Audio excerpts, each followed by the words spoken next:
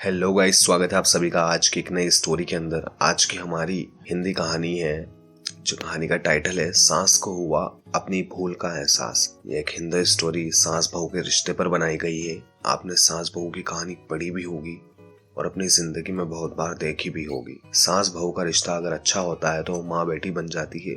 अगर उसके रिश्ते में कड़वाहट हो जाती है तो एक दूसरे को देखना भी पसंद नहीं करती। आज हम ऐसी ही सास बहू की कहानी आपके साथ शेयर करने जा रहे हैं। उम्मीद करते हैं कि आपको कहानी पसंद आएगी। चलिए शुरू करते हैं। राधा जी एक आम मध्यम वर्गीय परिवार की मुखिया थी। वे अपने बेटे शुभम और बहू मनीषा के साथ रहती थी। एक बेटी सीमा थी जो कि शादी के बाद अमेरिका में बस गई थी। राधा जी के पति की मृत्यु बहुत समय पहले हो चुकी थी।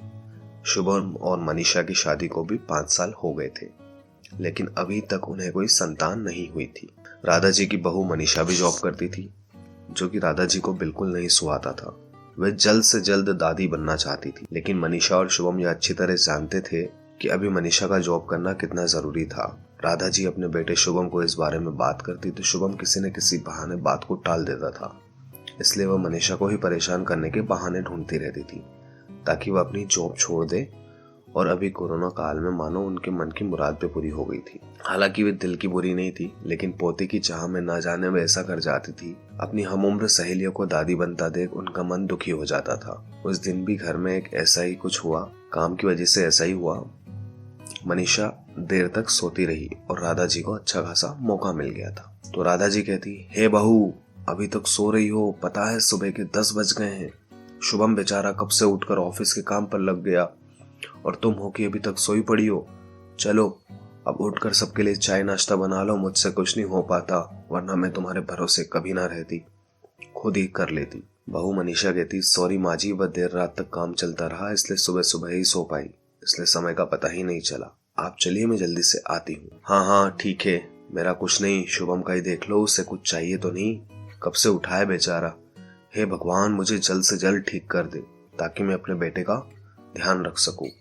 ऐसा राधा जी ने नाटकीय अंदाज में कहा। राधा जी ने अपनी बहू मनीषा को उठाते हुए कहा। मनीषा ने घड़ी की तरफ वाकई देखा तो 10 बज चुके थे। आज उसकी आंख कैसे नहीं खुली। वह जल्द से जल्द अपने काम निपटाकर हॉल के अंदर आई। शुभम अपने लैपटॉप के साथ ऑफिस का काम कर रहा था। उसने किचन में जाकर चाय नाश्ता बनाया और फिर रात के बर्तन साफ किए और झाड़ू पोछा करके नहाने चली गई। दरअसल कोरोना वायरस की बढ़ती बीमारी की वजह से शहर में पूरी तरह लॉकडाउन किया गया था, इसलिए काम वाली बाई भी नहीं आ सकती थी। मनीषा खुद एक इंटरनेशनल कंपनी में काम करती थी। उसका ऑफिस टाइम कोई निश्चित नहीं रहता था। अधिकतर उसे रात में देर तक काम करना पड़ता था। कल भी उसका काम देर रात तक चला और इसलिए वह देर तक सोती रही। मनीषा नहाकर आई तो देखा कि उसकी सास अपने कमरे में अपनी सहेली से फोन पर बात कर रही थी। बातचीत में अपना नाम सुनकर मनीषा सास की बातें सुनने लगी। उसकी सास कहती, अरे और शारदा, तुम भी अपनी बहू को ज्यादा सर पर मत बैठाओ। बहू को ज्यादा उड़ने दोगी तो कल नौकरी चाकरी के चक्कर में आकर वह तुम्हें ही घर की नौकरानी बनाकर छोड़ेगी। मैं तो भाई शुरू से ही मनीषा के नौकरी के खिलाफ थी। अब करे नौकरी शौक से, पर साथ साथ घर का काम भी करे। मैं तो बदन दर्द का बहाना बनाकर बैठ जाती हूँ, नहीं तो सारे काम का बोझ मेरे सिर पर आ गिरता। मैं कोई मुफ्त की नौकरानी थोड़ी ना हूँ। मैं तो कहती हूँ तुम भी यही किया करो। इतना सब सुना मनीषा ने। ये बातें सुनकर मनीषा की आंखों में आंसू आ गए। वह जिस सास को बीमार समझकर उसकी रात दिन सेवा करती हैं और उसे ग्लास तक उठाने नहीं देती, सारा दिन रात ऑफिस का काम करके घर का काम निपटाने के बावजूद, थकान से चकनाचूर होने के बावजूद उफ तक नहीं करती, और उसका उसे वह फल मिल रहा था। उसे मानो वो नौकरी के खिलाफ है, मगर यदि घर की किस्त नहीं होती तो वह नौकरी नहीं करती। शुभम का बोझ करने के लिए ही तो वह नौकरी कर रही थी। खैर, अभी से मुश्किल समय में वह सास की किसी बात पर बहस नहीं करना चाहती थी जिससे घर का माहौल खराब हो, इसलिए उसकी बात को नजरअंदाज करके चली गई। लेकिन उसकी नजरों में राधा जी की इज्जत बहुत कम हो गई थी। दूसरे दिन सुबह सुबह राधा जी की बेटी सीमा का अमेरिका से फोन आया। सीमा की सास उसके पास अमेरिका आई हुई थी। आदत के अनुसार राधा जी ने जैसे ही सीमा की सास की बुराई करनी चाहिए, वैसे ही सीमा ने उन्हें चुप करा दिया। माँ अब बिल्कुल भी माँ जी के बारे में अनाप शनाप नहीं बोलेंगी।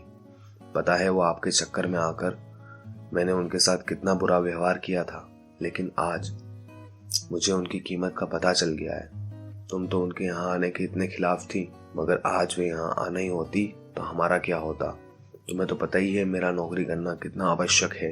कोरोना ने यहाँ पर ऐसा कहर ढाया है कि घर में ही सब करना पड़ रहा है। किट्टू का बेबी केयर सेंटर भी बंद है। मैं और राजेश फुल टाइम बिजी रहते हैं। ऐसे में माँ जी अकेले ही किट्टू के साथ पूरे घर का सारा काम संभाले हुए हैं। मुझे भी नहीं करने देती। अगर वे नहीं होती तो माँ हमारा क्या होता, यह सोचकर ही रोंगटे खड़े हो जाते हैं। सच में वो कोई साधारण महिला नहीं है, बल्कि मेरे लिए तो देवी के समान है। मेरा इतना अपमान करने के बावजूद ये सब होने लगी। सीमा रोने लगी और उसने फोन कट कर दिया। सीमा की बात सुनकर राधा जी की भी आंखें भर गई। उन्हें अपनी भूल का एहसास हो गया। मनीषा तो वाकई उनका कितना ख्याल रखती है। इतनी कड़वी कड़वी बातों का भी बुरा नहीं मानती है, उल्टे जवाब भी नहीं देती है। वाकई अभी का समय तो एक दूसरे को हौसले देने का है, सारे गिले शिकवे भुलाकर एक दूसरे की मदद करने का है।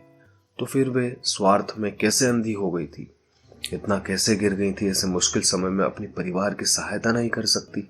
उन्होंने उस समय मनीषा को बुलाकर सिर पर हाथ फेरा और फेरते हुए कहा, मनीषा, आज से घर के आधे कामों की जिम्मेदारी मेरी रहेगी। मैंने आज तक तुम्हें जो भी कहा उसके लिए मैं तुमसे माफी मांगती हूँ। चलो अब तुम जाकर आराम करो, मैं खाना बना लूं। इधर सांस का बदला हुआ रूप देखकर मनीषा की आंखों में खुशी के आंसू थे और अपनी सांस के प्रति उसके मन में फिर पहले वाला सम्मान आ गया था।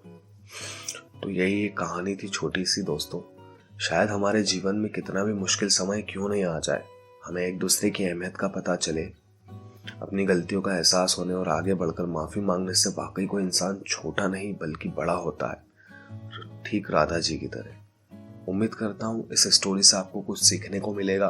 तो कैसी लगी आप सभी को ये कहानी, प्लीज मुझे कमेंट करके जरूर बताएं और वीडियो को प्लीज लाइक, शेयर और सब्सक्राइब कीजिए।